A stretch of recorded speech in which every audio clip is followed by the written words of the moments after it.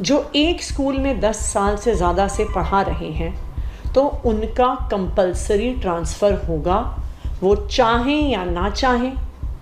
उस स्कूल के बच्चे चाहें या ना चाहें, टीचर्स को एक ही स्कूल में पढ़ाना चाहिए। आप इस बात को समझिए, सरकारी स्कूल में कौन से बच्चे आते हैं?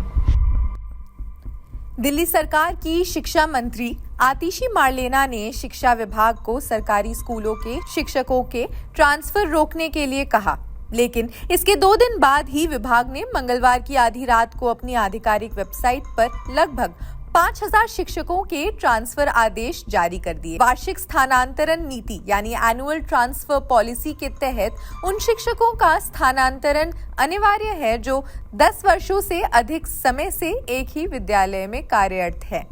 बुधवार को आतिशी ने शिक्षा सचिव और शिक्षा निर्देशालय को मंत्री के आदेश की अवहेलना करने के लिए कारण बताओ नोटिस जारी किया, जिसमें अनुच्छेद 239 AA आर्टिकल 239 AA के हवाले से जो दिल्ली सरकार को सर्वसम्मति सूची यानी कॉन्करेंट लिस्ट के मामलों पर अधिकार देता है, इसी के हवाले से ये निर्देश जारी किए। इस बीच सरकारी स्कूल शिक्षक संघ यानी GSTA ने भी इस कदम पर अपनी चिंता जताई है। शिक्षकों के लिए एक शिकायत निवारण समिति यानी ग्रीवेंस रिड्रेसल कमेटी के गठन करने की मांग की है।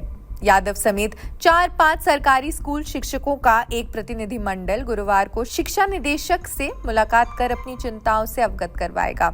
यादव ने कहा कि शिक्षकों की चिकित्सा आधार, सेवानिवृत्ति आधार, शारीरिक रूप से दिव्यांग स्थिति के साथ निवास से दूरी जैसी चिंताओं पर भी पारदर्शी तरीके से विचार किया जाना चाहिए।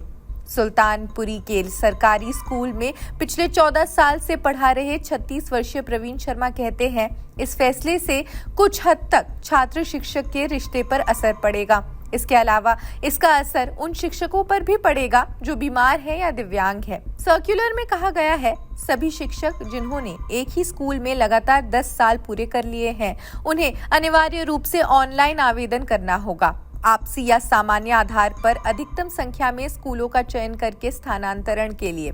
इसमें यह भी कहा गया है कि मुख्यालय अपने आप ही उन शिक्षकों को किसी भी स्कूल में स्थानांतरित कर देगा जो आधिकारिक आवश्यकता के अनुसार आवेदन नहीं करते हैं। सरकारी स्कूल शिक्षक संघ GSTA के अनुसार इस निर्णय के बाद उसने शिक्षा विभाग से अपील की कि वो उनके तर्क पर विचार करे कि इस निर्णय से छात्र शिक्षक संबंध प्रभावित होंगे।